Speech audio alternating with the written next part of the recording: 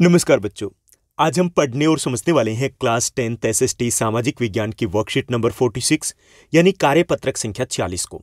यह आपकी 17 दिसंबर 2021 की वर्कशीट रहेगी और आज की इस वर्कशीट में हम ज्योग्राफी भूगोल के 6th चैप्टर विनिर्माण उद्योग को पढ़ना जारी रखेंगे। विनिर्माण उद्योग, अब तक हम विनिर्माण उद्योग को अच्छे से समझ चुके हैं। विनिर्माण जो शब्द है ये दो शब्दों से मिलकर बना है, वि जमा में निर्माण। वी का अर्थ होता है पुनः या फिर दोबारा और निर्माण का अर्थ होता है बनाना। यानी कि ये वो उद्योग होते हैं जहां पर कच्चे माल से नई वस्तुएं तैयार की जाती है, उन्हें बोलते हैं विनिर्माण उद्योग। जैसे गन्ने से चीनी बनाना, कपास से कपड़ा बनाना, आटे से बिस्किट बनाना, ये सभी कौन सी इंडस्ट्रीज है? ये सारी विनिर्माण उद्योग है। यानी कच्चा माल है, उसको नई वस्तु में बदला जाता है और जब नई वस्तु में बदला जाता है तो दो चेंज आते हैं। एक तो वस्तु की कीमत बढ़ जाती है और दूसरा उसकी उपयोगिता बढ़ जाती है। जैसे आटा है, उसकी कीमत कम है, बिस्किट की कीमत ज़्यादा है। दूसरा, आटे की उपयोगिता से कहीं ज़्यादा उसकी उपयोगिता अलग तरीके की हो जाएगी जो बिस्किट बनेंगे। ऐसे जैसे कपड़ा बना कपास से, तो कपास से जो कपड़ा बनेगा उसकी कीमत भी बढ़ जाएगी, कई गुना बढ़ जाएगी, और दूसरा ये कि उसकी उपयोगिता है वो भी बढ़ जाएगी। ठीक, तो ये सब कुछ किया जाता है विनिर्माण उद्योग में। अब तक इस चैप्टर में हम क्या पढ़ चुके हैं पिछली कुछ वर्कशीट में कि विनिर्माण उद्योग क्या है, इसकी इंपॉर्टेंस क्या है, विनिर्माण उद्योग है उनकी अवस्थिति को प्रभावित करने वाले कारक कौन से, यानी कि उद्योग कहाँ पर लगाया जाता है, जब हम इंडस्ट्री लगाते हैं तो किन किन बातों को हम ध्यान में रखते हैं, ये हमने पढ़ा। उसके बाद हमने पढ़ा यहाँ पे कि ये जो विनिर्माण उद्योग है इनका क्लासिफिकेशन, कि कैसे इनका वर्गीकरण किया जा सकता है, और उनमें से कुछ इंपॉर्टेंट जो वर्गीकरण था उसको हमने डिटेल में भी पढ़ा था, समझा था। आज हम यहाँ पर कुछ और जो विनिर्माण उद्योग है उनके प्रकार की बात करेंगे और उसमें से हम बात करेंगे कि कृषि आधारित और खनिज आधारित उद्योग कौन कौन से होते हैं। ओके, तो चलिए शुरुआत करते हैं इस वर्कशीट की। तो कच्चे माल के आधार पे यूं तो हमने आपको बताया था कि ये 5 प्रकार के उद्योग होते हैं। कितने प्रकार के? 5 प्रकार के उद्योग हो सकते हैं कच्चे माल के आधार पे। जैसे कृषि आधारित उद्योग, खनिज आधारित उद्योग, वन आधारित उद्योग, समुद्र आधारित उद्योग, पशु आधारित उद्योग। ठीक, लेकिन आपके सिलेबस में सिर्फ 2 ही टाइप दिए गए हैं, कृषि आधारित और खनिज आधारित। कृषि आधारित उद्योग कौन से होते हैं? वो उद्योग जो अपने कच्चे माल के लिए कृषि के ऊपर निर्भर करते हैं, उसे बोलते हैं कृषि आधारित उद्योग। यानी कि अपने रॉ मटेरियल के वो डिपेंड करेंगे किसके ऊपर? एग्रीकल्चर के ऊपर, कृषि के ऊपर, उन्हें कृषि आधारित उद्योग बोलेंगे। जैसे आपका सूती कपड़ा उद्योग है, चीनी उद्योग है, पटसन उद्योग है। अब सूती कपड़ा उद्योग में कच्चा माल क्या है? कपास। चीनी उद्योग में गन्ना, पटसन उद्योग में पटसन या जूट। तो वो कहां से आ रहा है? कृषि से आ रहा है। तो ये सारे उद्योग कौन से कहलाएंगे? कृषि आधारित उद्योग। दूसरे हैं आपके खनिज आधारित उद्योग।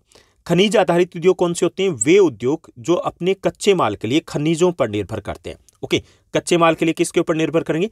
खनिज के ऊपर, उन्हें बोलेंगे हम खनिज आधारित उद्योग।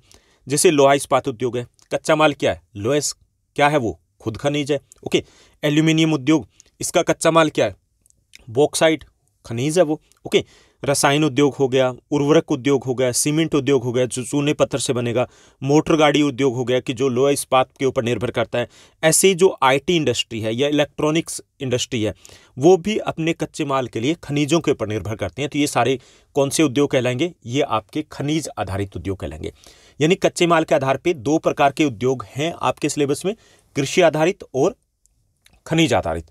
सूती वस्त्र उद्योग, चीनी उद्योग, पटसन उद्योग, ये एग्जाम्पल हो गए कृषि आधारित के।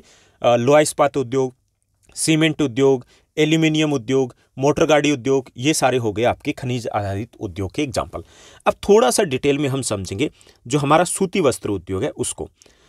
सूती वस्त्र उद्योग की बात करें तो ये देश का सबसे प्राचीन उद्योग है। आपने 6th, 7th, 8th क्लास में पढ़ा था कि भारत का जो सूती वस्त्र है वो न केवल अपने देश में बल्कि विदेशों में भी खूब उसकी डिमांड थी, मांग थी।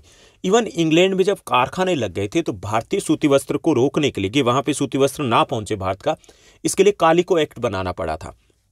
उस एक्ट के तहत भारतीय सूती वस्त्र के ऊपर रोक लगा दी गई थी। तो इससे अंदाजा लगा सकते हैं कि भारत का सूती वस्त्र उद्योग कितनी विकसित अवस्था में था प्राचीन काल में।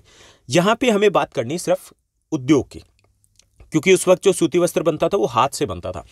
पहला आधुनिक जो कारखाना है हमारे देश में सूती वस्त्र का वो 1854 में 1854 में मुंबई में लगा था। ठीक, ये याद रखना, 1 मार्क्स में इंपॉर्टेंट रहेगा कि भारत में सूती वस्त्र का पहला कारखाना कब लगा था? 1854 में लगा था, 1854 में लगा था। कहाँ लगा था? मुंबई में लगा था। ठीक, महात्मा गांधी ने चरखा कातने खादी के पहनावे पर जोर दिया था जिससे बुनकरों को रोजगार मिल पाए। जब हम हमारे देश के स्वतंत्रता आंदोलन की बात करते हैं तो उस वक्त सूती वस्त्र उद्योग को अच्छा खासा बढ़ावा मिला था। आप 10th क्लास में पढ़ने वाले हो, जो हमारा सेकंड चैप्टर है भारत में राष्ट्रवाद, उसमें डिटेल में आप पढ़ने वाले हो, समझने वाले हो कि कैसे गांधी जी ने जब असहयोग आंदोलन या सविनय अवज्ञा आंदोलन की शुरुआत की तो उसमें एक प्रमुख मुद्दा ये भी था, स्वदेशी अपनाइए।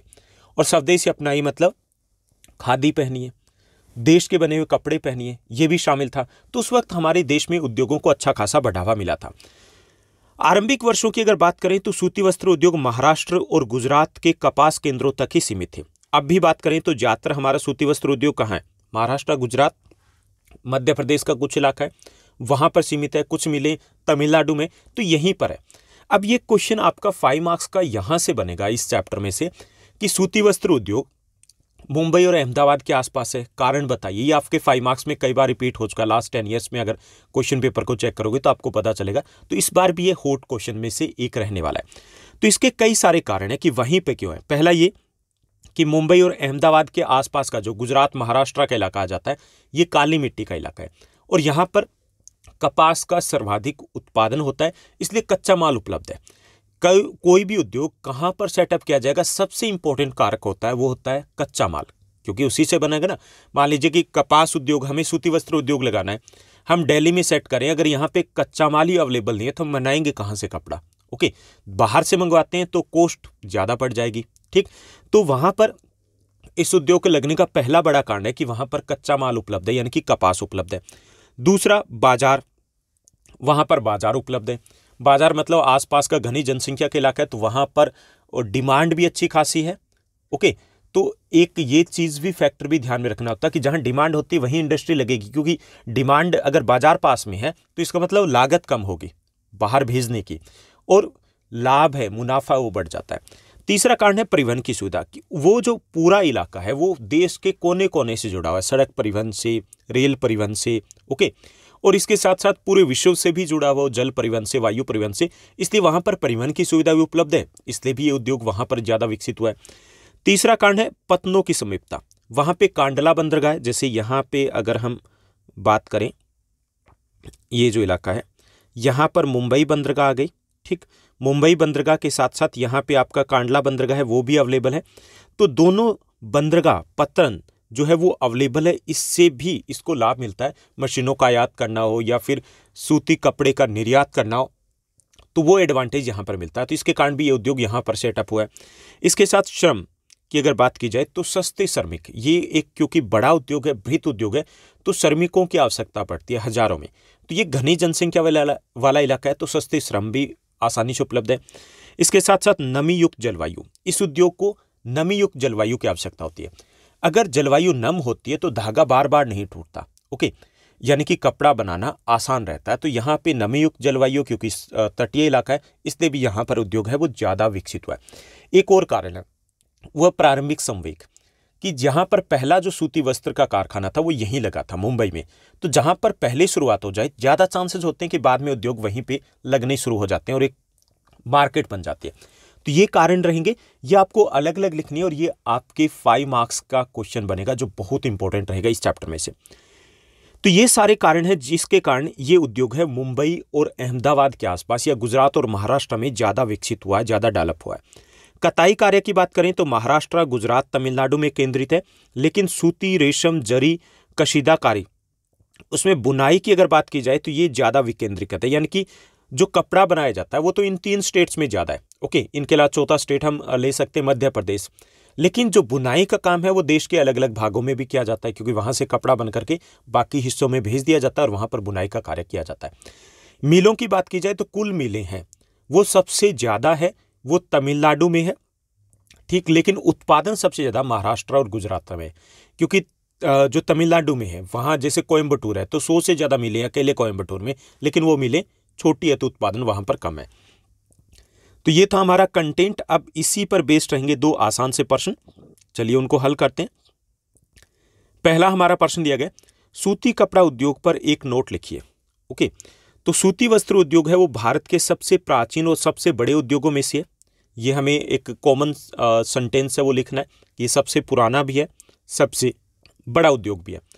दूसरा, पहला सूती वस्त्र का कारखाना वो 1854 में 1854 में मुंबई में स्थापित हुआ था। ओके, पहला कारखाना कहाँ लगा था? मुंबई में लगा था। कब लगा था? 1854 1854 में लगा था।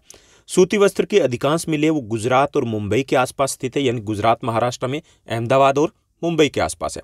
कारण क्या है?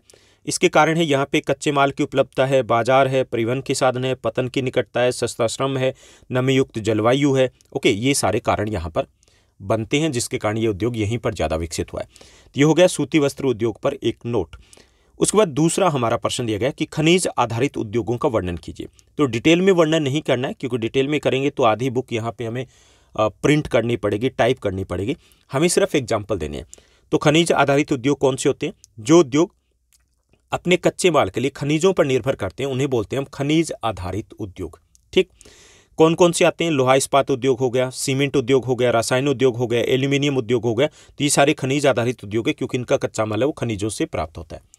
तो ये थी हमारी आज की बेहद आसान और इम्पोर्टेंट वर्कशीट। आई होप सब कुछ आपको अच्छे से समझ में आया होगा। अगर आपको ये वीडियो, ये वर्कशीट अच्छी लगी तो इस वर्कशीट को लाइक और शेयर जरूर कीजिएगा। आज के लिए बस इतना ही। Thank you, bye bye, have a nice day.